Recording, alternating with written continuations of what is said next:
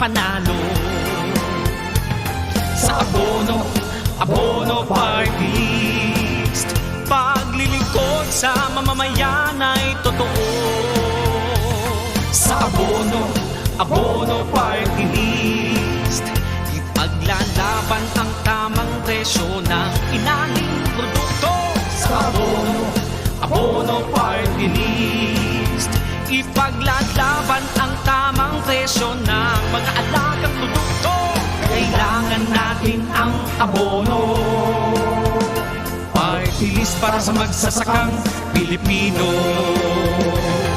Kailangan natin ang abono.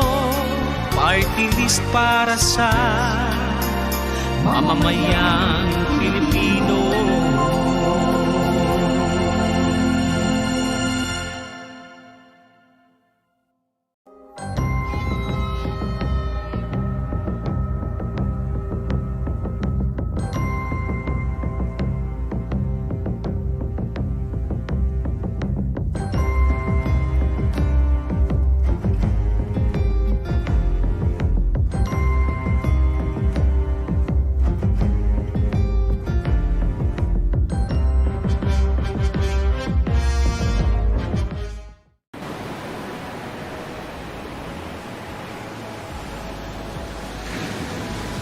Feel the cool sea breeze of Pangasinan.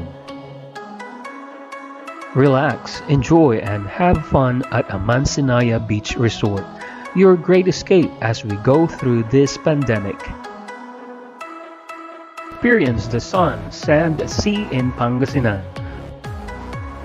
We offer our guests a coastal village vibe with beachfront cottages and other complimentary activities.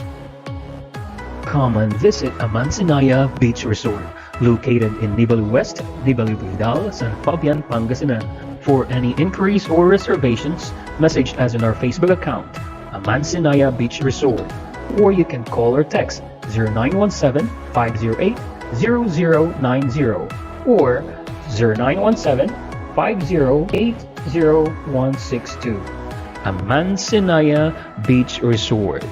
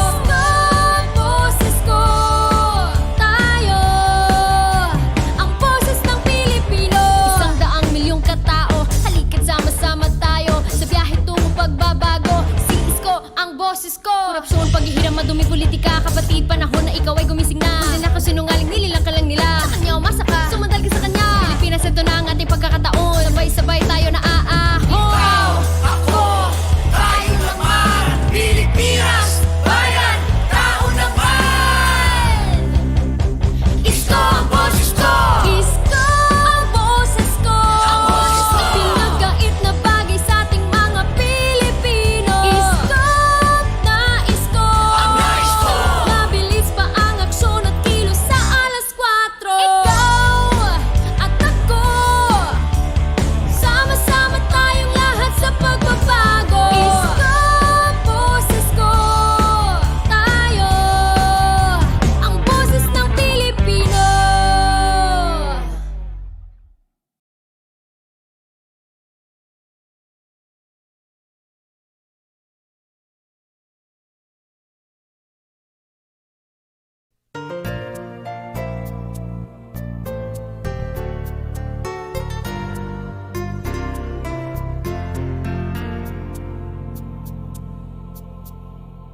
Bigas ay pangunahing sa ating Pilipino, kaya dapat kayang bilhin ng maski sino. Subalit dahil sa importasyon, hindi na halos mabenta ang palay ni Pedro. Ang ating mga pobre magsasaka, bilad sa init at babad pa sa ulan. Masakit man sa kalooban nila, presyo ng ani mababa pa sa puhunan.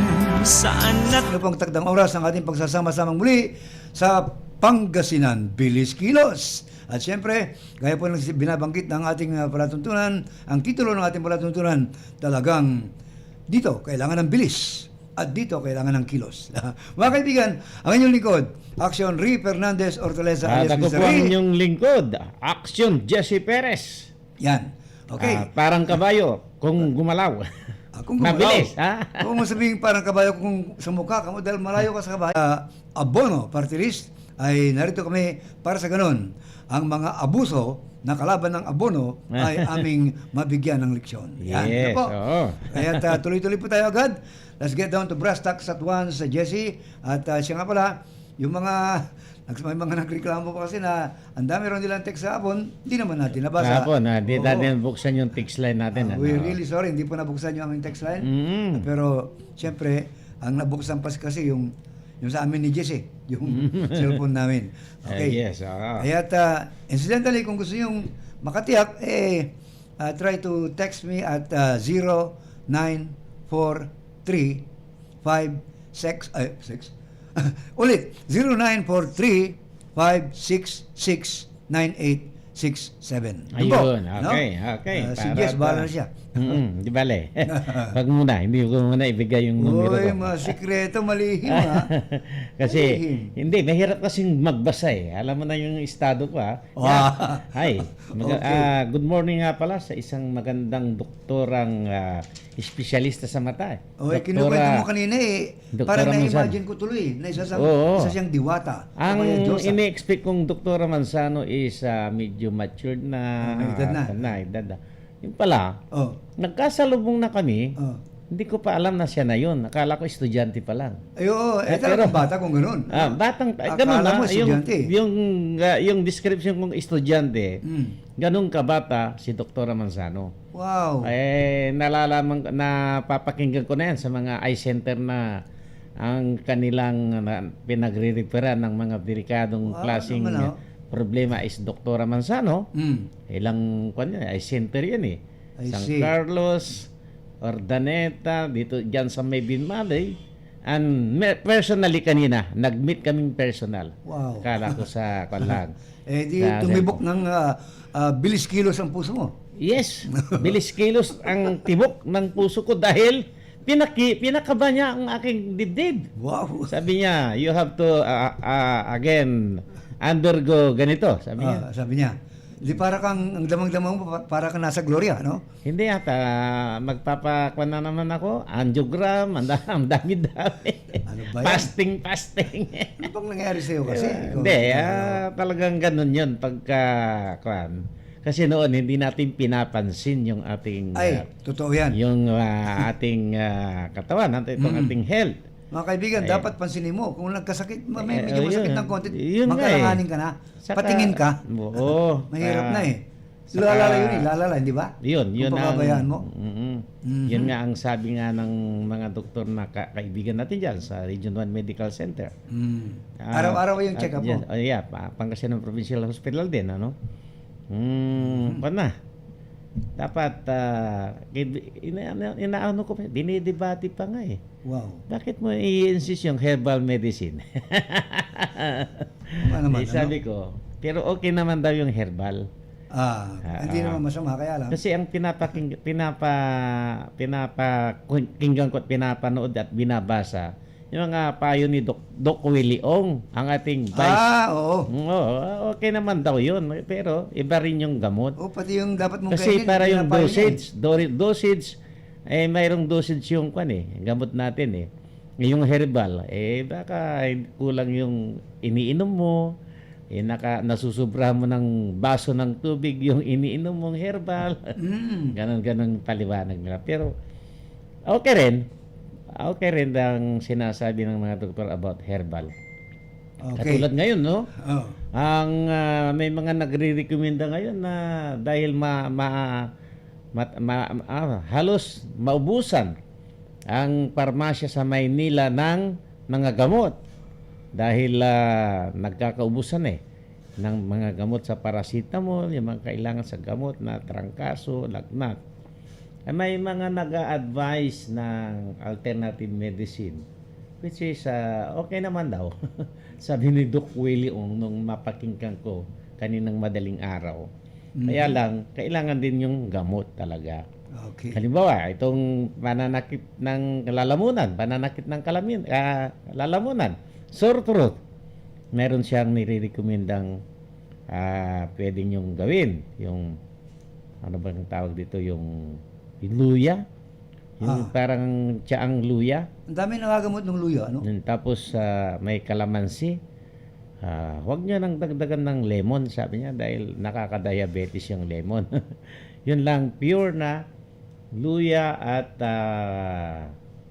mainit na tubig with kunting asin ay pwede na raw na pang-kuan natin kung tayo'y nauubusan ng mga gamot para sa sore throat, ano? Yan ang sinasabi niyang isa. Doc William is kasama ni Isko Moreno to sa siya ang Vice Presidential Vice Vice Presidential Moreno. Bid, oo. At itong si Dr. Willie Ong ay talagang nagko-column yan.